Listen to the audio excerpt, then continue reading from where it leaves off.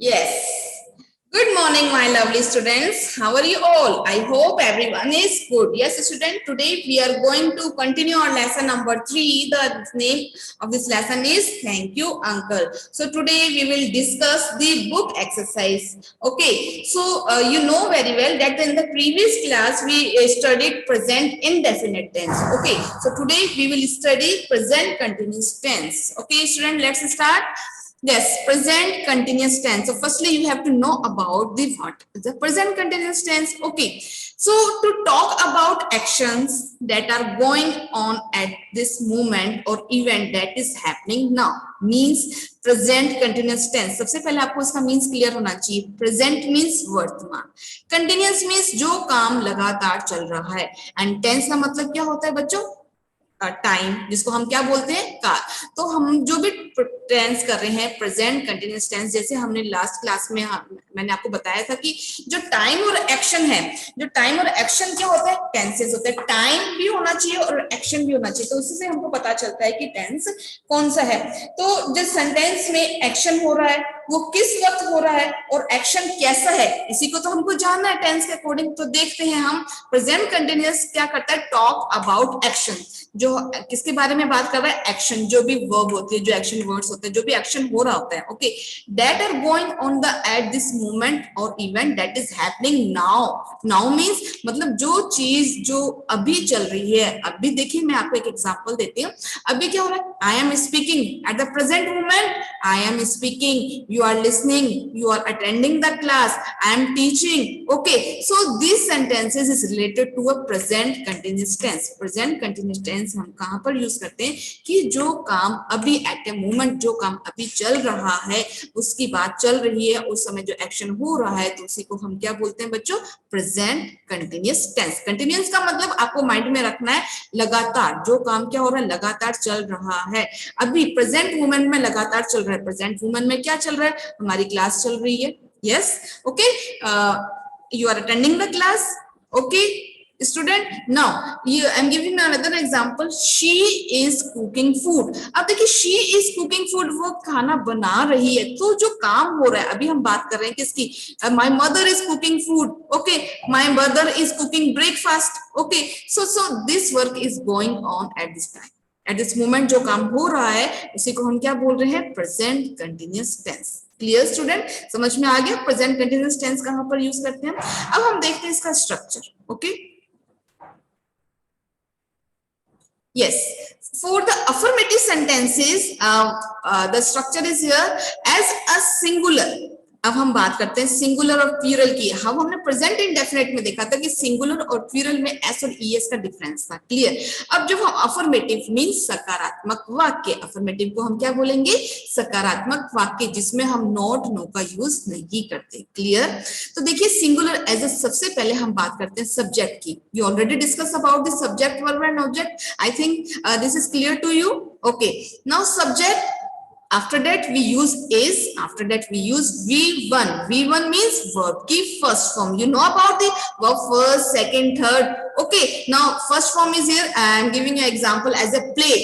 Play, second, first form is play, second form is played, and third form is also played. So this is the first form, second form, and third form. Clear. So here in this, in the present continuous tense, we use V1 means verb की first form plus ing. Clear. And then we write object. Clear student. So here you notice that in the singular is subject as a he, she, it. This is a singular subject. And now I am talking about the plural subject as a we, you, they, and the structure are the same. And no difference in the structure as the singular and plural. Okay, and the subject is singular and when the subject is plural, structure are the same in the present continuous tense. Clear student. So I am repeating again. Yes, let's revise the structure of present continuous tense. First of all, you have to write subject. After that you have to write is, are, am. Okay, is, where we use is where if our subject is singular. If we use our subject is plural. If we use am, okay, so here our structure will be क्या होगा, I. अगर हमारा structure I होगा, subject I होगा, तो हम क्या यूज करेंगे, is, are, am. अब am यूज करेंगे. अब देखते हैं, मैं आपके सामने एक बॉक्स बनाती हूँ. इस बॉक्स में हम स्ट्रक्चर लिखते हैं. Subject plus is oblique r oblique m. So you have to note down this plus, okay, v1 means verb की first form plus ing plus object, o means object. Clear student? So this is the structure of present continuous tense. देखिए is हम use करेंगे if our subject is singular, जब भी हमारा subject singular होगा as a he, she, it, okay. are हम use करेंगे कब? जब हमारा subject क्या होगा? plural होगा. जब हम subject देखेंगे our subject is we, you, they, okay. am हम यूज करेंगे as, और जब भी हमारा subject क्या होगा? I, okay. So after that we use as a v1 verb की first form plus ing plus object. Okay student, so now let's take an example. Number 1 is here. देखिए हम, मैंने हिंदी में इसलिए आपको बता रही हूँ कि ट्रांसलेट फॉर्म में हम आप उसको सीखेंगे. फर्स्ट स्टेप से हम सीखेंगे कि कैसे हमको ट्रांसलेट करना है कि हमारा सब्जेक्ट क्या है, वर्ब क्या और ऑब्जेक्ट क्या है. देखते हैं सब. नंबर 1 सेंटेंस में मैं खेल रहा हूँ. अब देखिए आपने नोटिस किया मैं खेल रहा हूँ, तो अभी प्रेजेंट मोमेंट में काम हो रहा है ना, मैं खेल रहा हूँ. अब आप बोलेंगे कि मैं पढ़ रहा हूँ, है ना, तो अभी प्रेजेंट मोमेंट में आप क्या कर रहे हैं? पढ़ रहे हैं. So here let's start from the structure. मैं खेल रहा हूँ. Who is playing? कौन खेल रहा है? So we get answer I. तो मैं को हम क्या बोलेंगे इंग्लिश में? I. I is a subject. After that we use is are am. So I के साथ हम क्या यूज करेंगे बच्चों? आई के साथ एम यूज करेंगे. Okay, now after that we use as a verb v1 plus ing. तो वर्ब इज हियर मैं खेल रहा हूँ. तो खेलना क्या हो रहा है? एक्शन वर्ड हो रहा है. वर्ब है यहाँ पे, तो प्ले क्या है यहाँ पे बच्चों? खेलना. खेलने को हम इंग्लिश में क्या बोलेंगे? प्ले. पर वर्ब के साथ हमको क्या यूज करना है? ing फॉर्म यूज करना है. तो आई एम प्लेइंग. अब इसमें देखिए ऑब्जेक्ट नहीं है. अगर मैं इसमें सेंटेंस लिखती मैं फुटबॉल खेल रहा हूँ, तो हियर आप क्या खेल रहे हैं? फुटबॉल. तो we get our object. So I am playing football. तो फुटबॉल क्या होता है? हमारा ऑब्जेक्ट होता है. Student, I hope you have to clear this according to this structure. Now second sentence is here.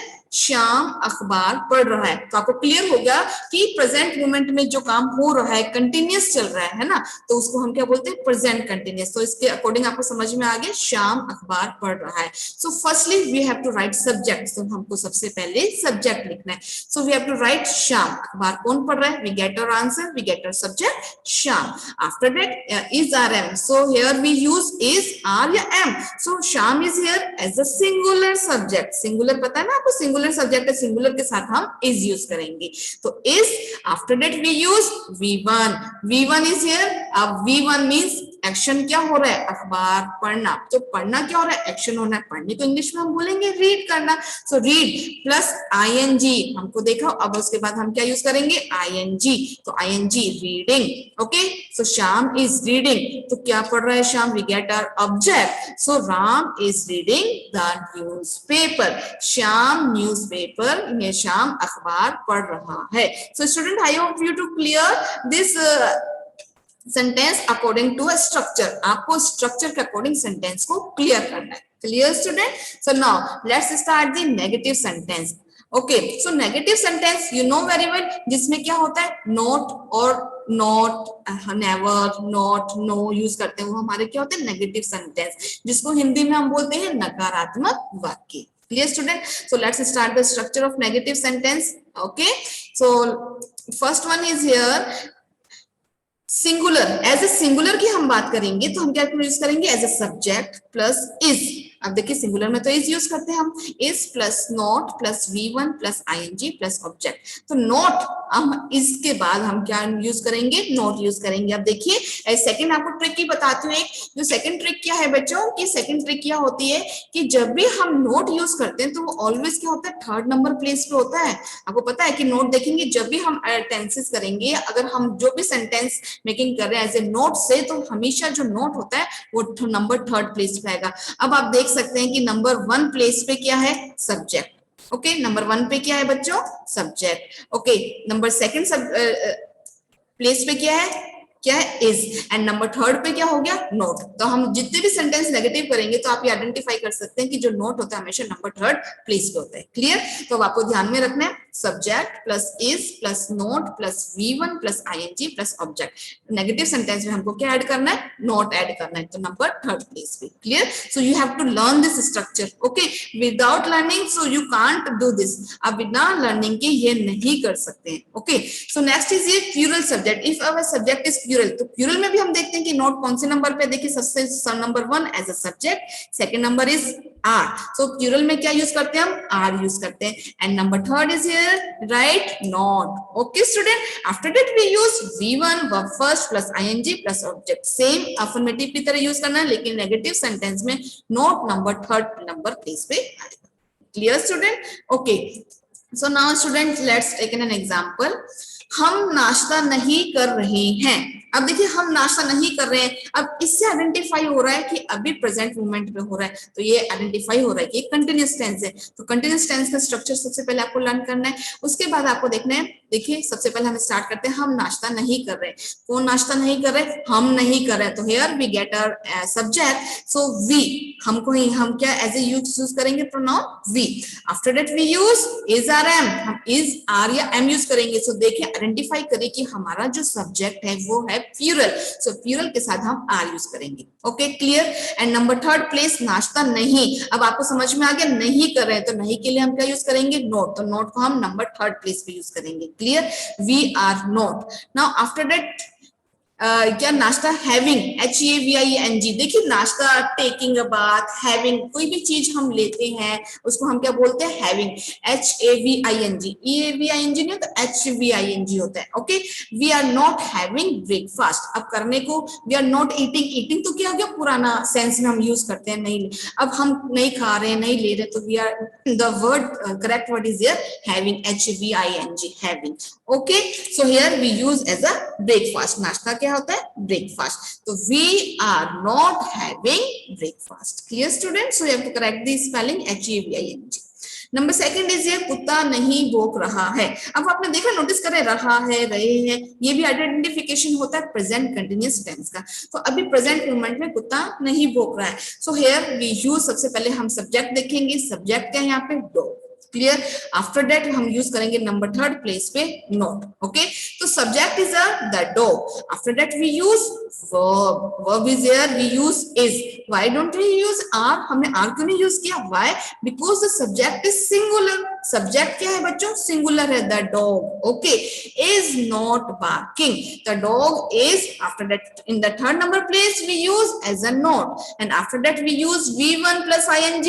अब भौंकने को क्या बोलते हैं, bark करना, bark के साथ verb भी फर्स्ट फॉर्म के साथ you notice ing, so here you notice ing here, barking, the dog is not barking। Object तो हमारा है ही नहीं सेंटेंस में, so here we only write this in the sentence, the dog is not barking।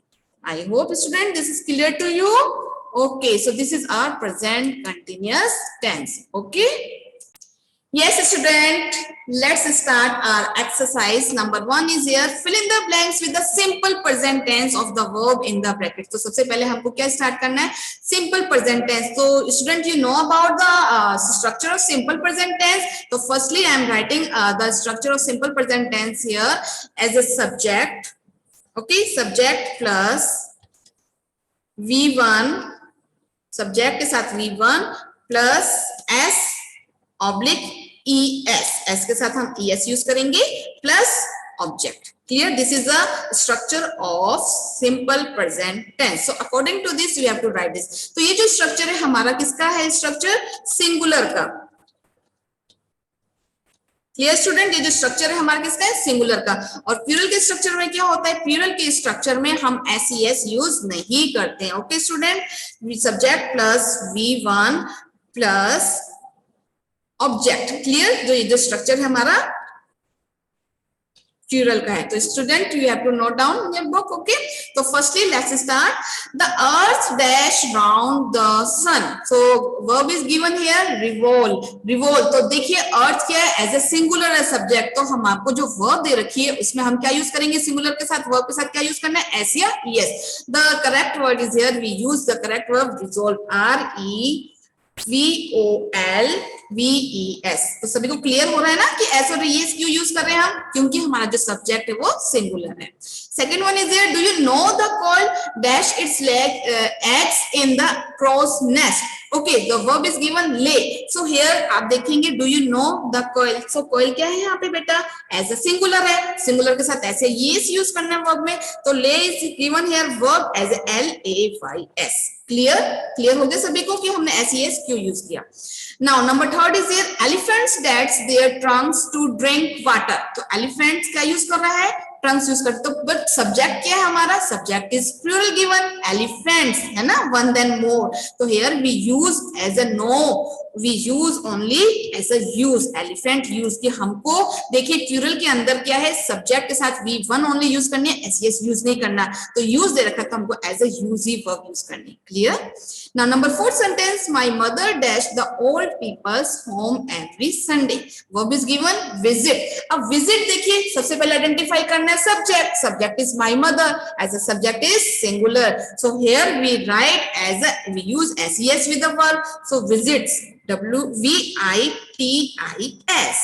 sorry VISITS, visits। Clear student? Now next is here, Katie dash a bicycle to her office every day, right? So Katie is here singular, so verb is given ride, so here we use s here es, so Katie rides, RIDES। Clear student? So I hope you have to clear this exercise according to a structure। Clear? Now next exercise is related to a present continuous tense। Okay students, now let's start। Fill in the blanks with the present continuous tense of the verbs given in the box। तो देखिए आपके सामने जो verbs हैं वो दे रखी हैं, verbs are given in the box, so you have to write according to a sentence। Okay, now number 1 is here, my sister is studying। तो आपको पता होना चाहिए structure present continuous का, so I'm writing a structure, subject plus is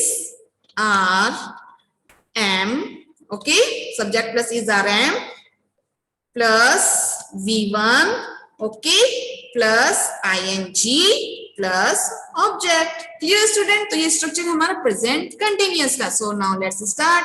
देखिए हमारा जो number 1 जो सेंटेंस है, माय सिस्टर इज स्टडीइंग, तो आपने नोटिस किया to become a geologist. Okay, तो here you notice studying use किया, स्टडी देखो सिस्टर के साथ सिंगुलर है तो इज यूज किया, एंड स्टडी के साथ आईएनजी यूज किया, तो ये become our present continuous tense. Okay, number 2 is here, Geeta dash a cake for her grandmother.